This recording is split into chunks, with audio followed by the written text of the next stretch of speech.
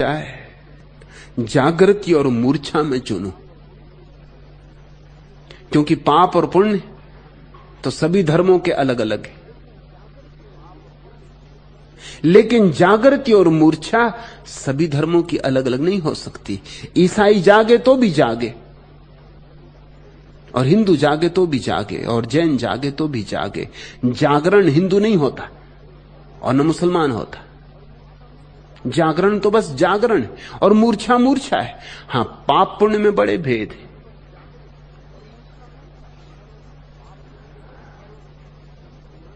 अगर मांसाहार करो तो मुसलमान के लिए पाप नहीं है, ईसाई के लिए पाप नहीं। और ईसाई अपनी किताब के उदाहरण देने को तैयार है कि ईश्वर ने सारे पशु पक्षी बनाए मनुष्य के उपयोग के लिए। वो तो ईश्वर का वक्तव्य बाइबल में दिया हुआ है कि मनुष्य के उपयोग के लिए सारे पशु पक्षी बनाए, और तो इनका कोई उपयोग ही नहीं।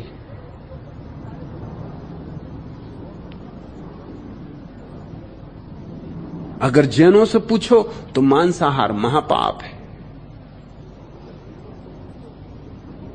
उससे बड़ा कोई पाप नहीं।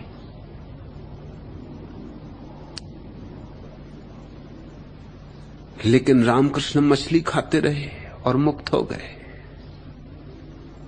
जैनों के हिसाब से नहीं हो सकते। जैनों के हिसाब से रामकृष्ण को परमहंस नहीं कहना चाहिए।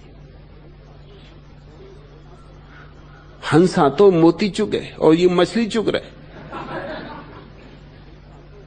और परमहंस हो गए मछली चुग चुग के। और बंगाली मछली न चुगे तो चले नहीं काम।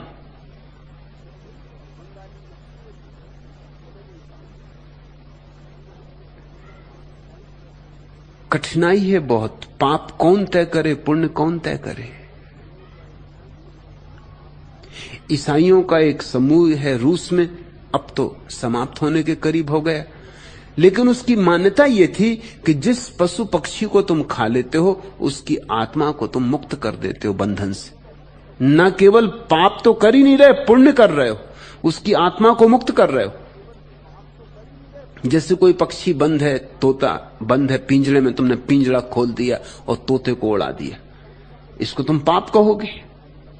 उस संप्रदाय की यह मान्यता थी कि तुमने एक तोते को खा लिया तो वो जो शरीर था तोते का वो पिंजरा था, वो तुम पचा गए, पिंजरे ही पचाओगे, आत्मा तो मुक्त हो गई।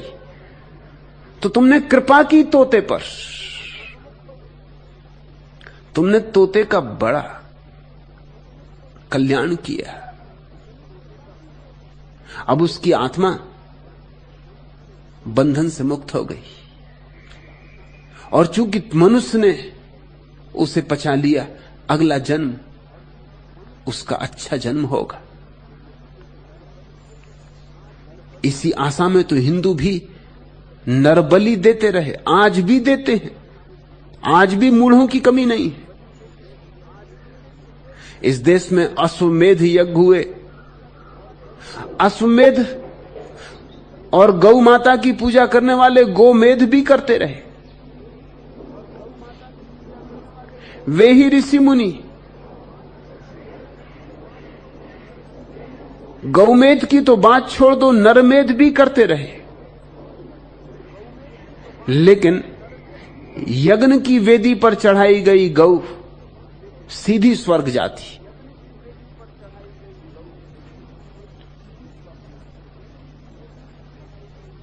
बुद्ध ने मजाक किया है।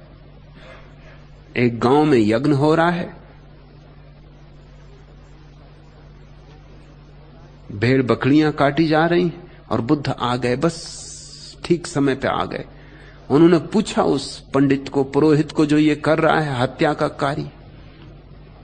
खास पंडित पुरोहित होते थे जो यही काम करते थे। तुम जान के चकित होगे, तुम में कोई शर्मा यहां मौजूद हो तो नाराज ना हो। शर्मा उन्हीं पंडित पुरोहितों का नाम है। शर्मा का अर्थ होता सरमन करने वाला, काटने वाला। जो यज्ञ में पशु पक्षियों को काटता था वो शर्मा कहा जाता था। अब तो लोग भूल भाल गए। अब तो शर्मा बड़ा समाद्रत शब्द है, इतना समाद्रत कि वर्मा इत्यादि भी अपने को छोड़ के शर्मा लिखते। शर्मा का मतलब होता है हत्यारा, लेकिन हत्यारा साधारण नहीं, असाधारण हत्यारा, आत्माओं को स्वर्ग पहुंचाने वाला। तो बुद्ध ने कहा कि ये तुम क्या कर रहे हो? तो उन्होंने कहा कि ये कोई हत्या नहीं है, हिंसा नहीं है, ये जो पशु पक्षी काटे जाएंगे इन सब की आत्माएं स्वर्ग चली जाएंगी। तो बुद्ध ने बड़ा मजाक किया है, और बुद्ध ने कहा तो फिर अपने पिता माता को क्यों नहीं काटते? स्वर्ग ही भेज दो। ये अवसर मिला, स्वर्ग भेजने का द्वार खुला, और तुम पशु पक्षियों को भेज रहे हो। माता पिता को भेज दो, पत्नी बच्चों को भेज दो, फिर सबको भेज के खुद भी चले जाना। मगर इन पशु पक्षियों को तो ना भेजो, ये तो जाना भी नहीं चाहते, ये तो तड़फ रहे हैं, ये तो भागना चाहते हैं, ये तो कहते हैं क्षमा करो, बोल नहीं सकते, जरा इनकी आंखें तो देखो, गिड़गिड़ा रही, मिमिया रहे हैं, ये कह रहे हैं हमें जाने दो। ये तो स्वर्ग जाना नहीं चाहते, इनको तुम भेज रहे हो। और जो जाना चाहते, जिस यजमान ने ये करवाया है यज्ञ, वो स्वर्ग जाना चाहता, उसी को भेज दो।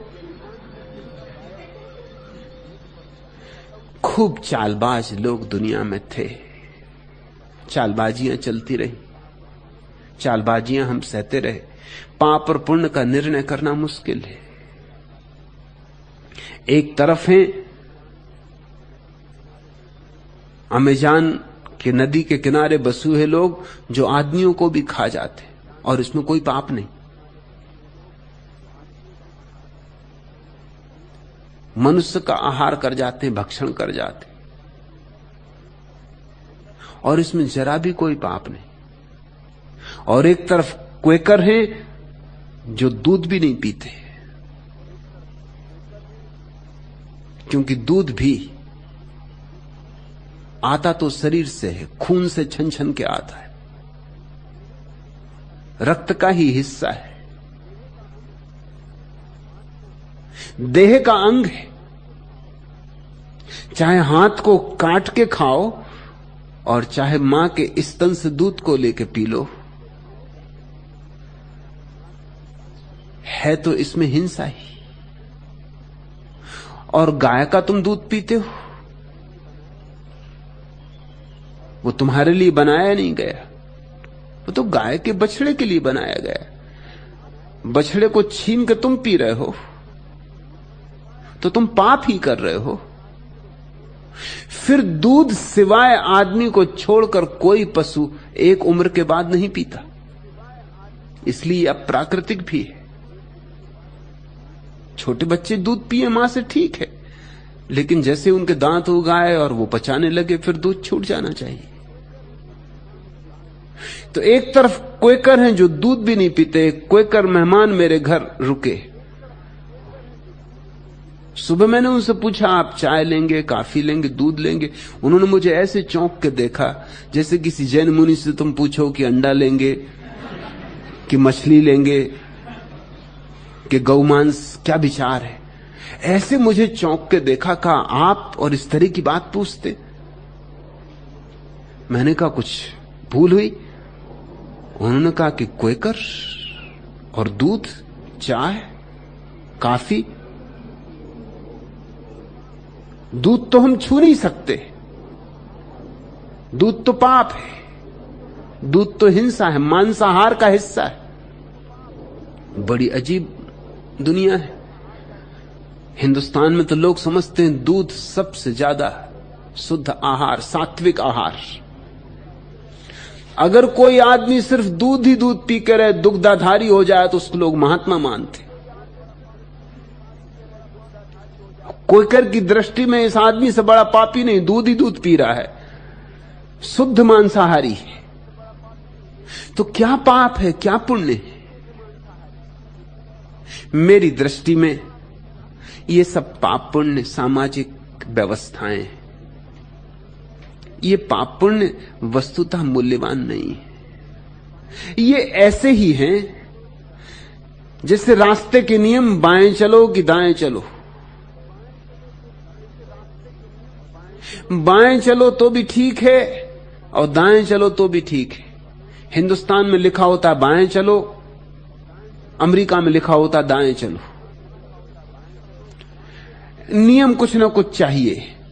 रास्ते पे सभी तरफ लोग चलें तो दुर्घटनाएं हो जाएंगी, बहुत दुर्घटनाएं हो जाएंगी। शायद कोई भी अपने घर नहीं पहुंच पाएगा,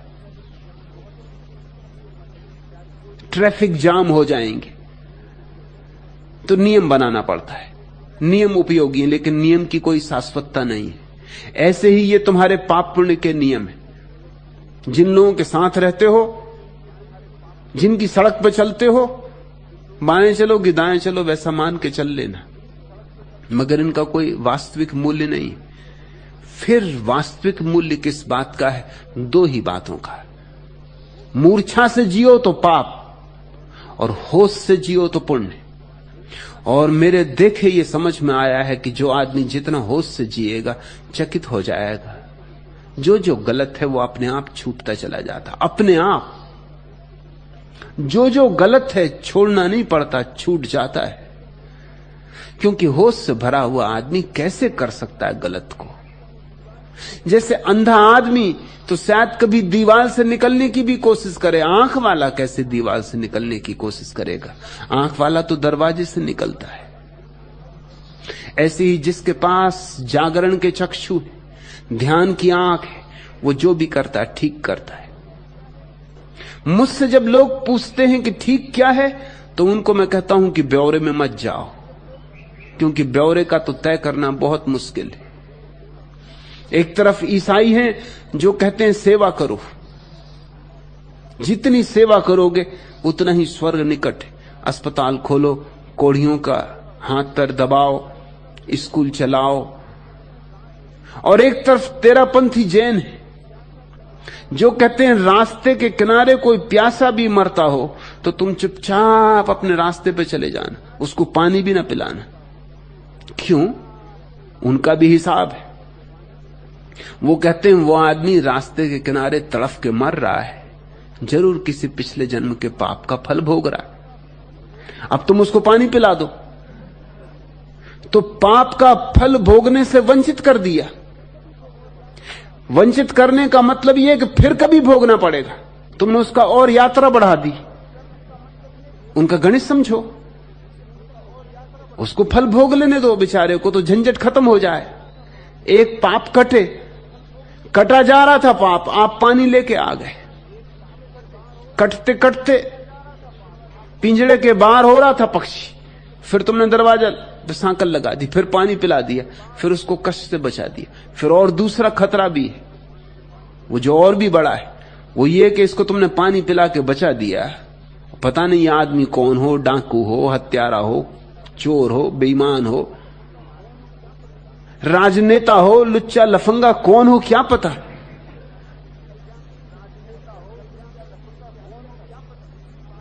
और कल जाके ये किसी की हत्या कर दे तो फिर तुम भी पाप के भागीदार होगे।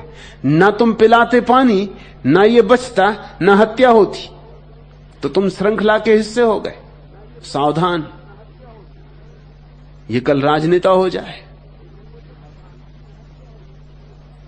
कोई भी हो सकता है। जब मैं स्कूल में पढ़ता था तो जो मुझे नागरिक शास्त्र पढ़ाते थे अध्यापक, उनसे मेरा बड़ा विवाद हो गया था। विवाद इस बात पे हो गया था कि वो कहते थे कि स्वतंत्र लोकतंत्र में कोई भी व्यक्ति देश का प्रधानमंत्री हो सकता। और मैं उनसे कहता था ये कैसे हो सकता? कोई भी व्यक्ति, कोई योग्यता चाहिए। कोई भी कैसे हो सकता है? कोई कुशलता चाहिए।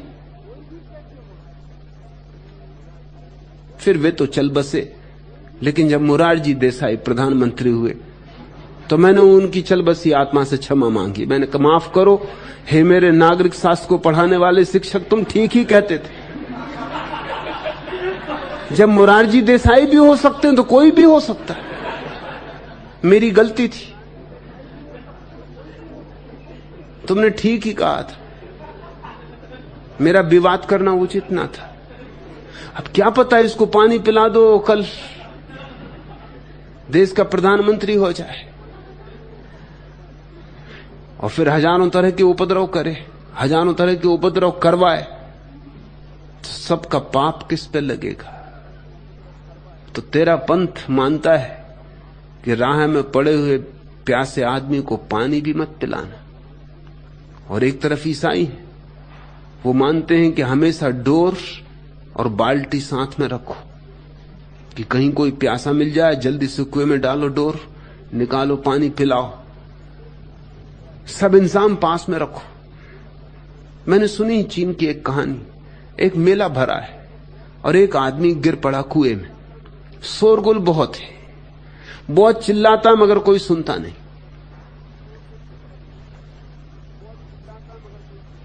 तब एक बौद्ध भिक्षु उसके पास आके रुका, उसने नीचे डाला, नजर डाली, वो आदमी चिल्लाए कि बचाओ महाराज, हे भिक्षु महाराज मुझे बचाओ, मैं मरा जा रहा हूं।